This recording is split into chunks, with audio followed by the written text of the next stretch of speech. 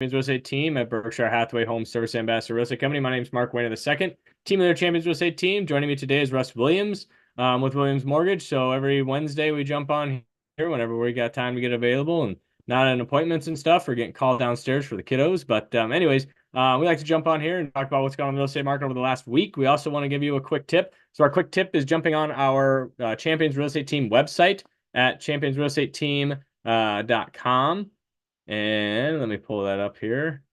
On this website, got a lot of good resources here with regards to, on the website. So on the right-hand side, what I wanted to point out here as it pulls up is we have our home buyer's guide and home seller's guide. So clicking on that pulls you over into our Google Drive, essentially where it kind of pulls from. But kind of got good information here from, on the steps. As you see the table of contents here on the home buying process, your goals, and all that kind of stuff. So, I mean, you can get this for free. You just get on our website on there too. If you want to, search for homes, love to have you on there. Basically, just ask you for registration and things like that. So that will just essentially get directly sent to us, one of the team members here, Chambers Real Estate Team. And so we promise we will not blow up your phones every 5 minutes until you call us back. But we're here to be a resource for you.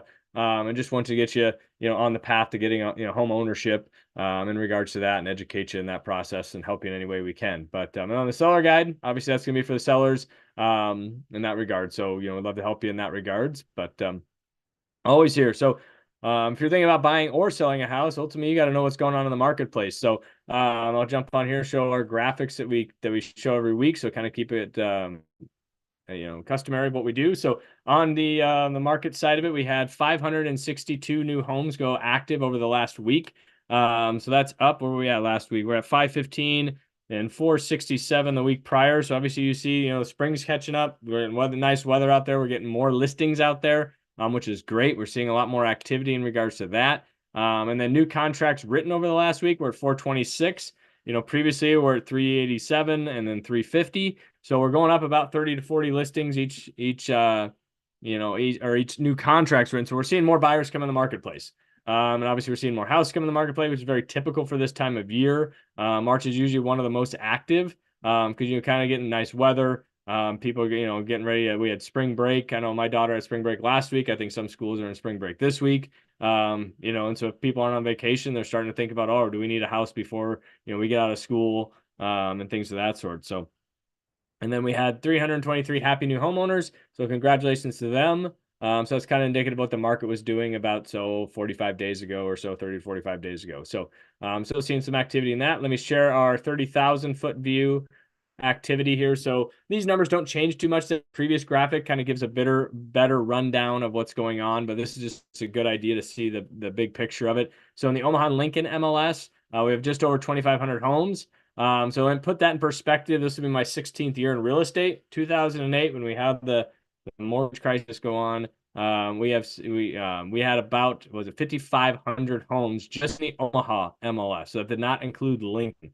So and we had about a 9-month supply of inventory. So as we see here, we got 2.6 months of supply. That's a seller's market. Anything 3 months or under is sellers, 3 to 6 is a neutral, and then above 6 months is a buyer's market. So 1,500 homes in the Douglas-Sarpy County area, 500, just under 550 for existing homes out there. So that's pretty low for our population just in the Douglas-Sarpy County area. So not so much in that regard. But what we're seeing is we had 426 with 426 contracts written. We only have 500 active in the Omaha or in the Douglas and Sarpy County area. So it's kind of one in, one out as it goes through there. New construction jumped up a lot. We added about 60 homes. So we're seeing a lot more new construction spec homes, come on the market, or those foundations that were dug, back in, a couple months ago are now ready to get put on the market. Average price hasn't done too much over the last couple weeks, about that 528 in that regard. So like I said, we're still seeing a pretty active market, which is typical for this time of year. So if you're thinking of buying or selling a house, give us a holler, get in a game plan, try to get out there before everyone else gets out there. There's a good chunk of no-show listings on the MLS, which basically means houses that are going to be coming on the market, whether they're painting, carpeting, that kind of stuff, getting the house ready. So that's stuff that we also look at is those no-show listings for our buyers and say, hey, can we maybe jump on something before it even hits the market?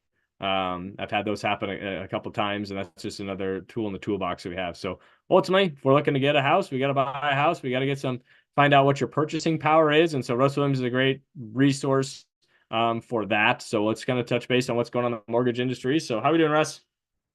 Doing pretty well, Mark. Mortgage rates have improved just a little bit from where they were last week, which is a mild surprise given that the jobs report last Friday came in a little bit stronger than anticipated, and retail inflation numbers just yesterday came in slightly above expectations. Keep in mind, in previous conversations, we've discussed that both jobs need to weaken and inflation needs to continue coming down at a good pace before the Federal Reserve Bank is willing to start to drop lower shorter term interest rates. And that's really what we need to see happen before the market is convinced that inflation is in the rear view mirror and that mortgage rates are going to improve. The Fed is going to be meeting later this month. It's a near certainty at this point there will be no change in the short term rates. And we've probably kicked the can down the road quite possibly to June before the Fed may start to move downwards. Having said that, though, and we've talked about this before, every 1% drop in interest rates, when that time does come, which we still think it will happen this year, that brings 5% more buyers into the marketplace that can afford those homes. And so what I would tell you is, given that we're continuing to see nice appreciation rates in homes, I would recommend you buy the home now at today's price. You can always refinance it if rates come down. However, if you wait until rates come down, not only are you paying more for the home, but you're having to compete with potentially a lot more buyers, which could further drive that price higher. So mortgage rates, again, I guess to summarize, Mark, kind of trading sideways, and I think we'll be here for a little while. Yep, I hear you. So yeah, so I mean, like I said earlier, it's a great time, great time to look to buy and sell. I think, like you said, the rates are going to be where they're at. I think the only thing you're going to hedge your bet on is trying to, obviously we're going to see, appreciation. So we're seeing potentially 3 to 4%, which is usually average. We were seeing 10 to 12% the last couple of years because basically the government was pumping a bunch of money into it, artificial, inflating it up there. But those prices haven't come down. This was some fact of supply and demand. I was listening to a podcast the other day, and, they're talking we're about 5 million homes short across the country. And I think last year they said we built about 700,000 new construction homes. So that's to catch up to that 5 million number. We're going to have to, increase that, annual new construction build by a lot, to get up to that. That's at least 7 years or so out to even just get to where we should be. But, as our population grows and things of that sort, and, it boils down to supply and demand. Interest rates are going to be what interest rates are, and it's just, buy it. And if you're going to hang out there for a little bit, refinance when it comes down or anything like that. So, but yeah, we're here to help you, coach you, educate you, get you a game plan, essentially, to move forward with your goals, whether that's selling, buying, real estate investing side of it. We're here to help. So give us a holler, give myself 672-7670, or give Russ a holler 290-8936. And we'll rock and roll until next week and enjoy the weather. And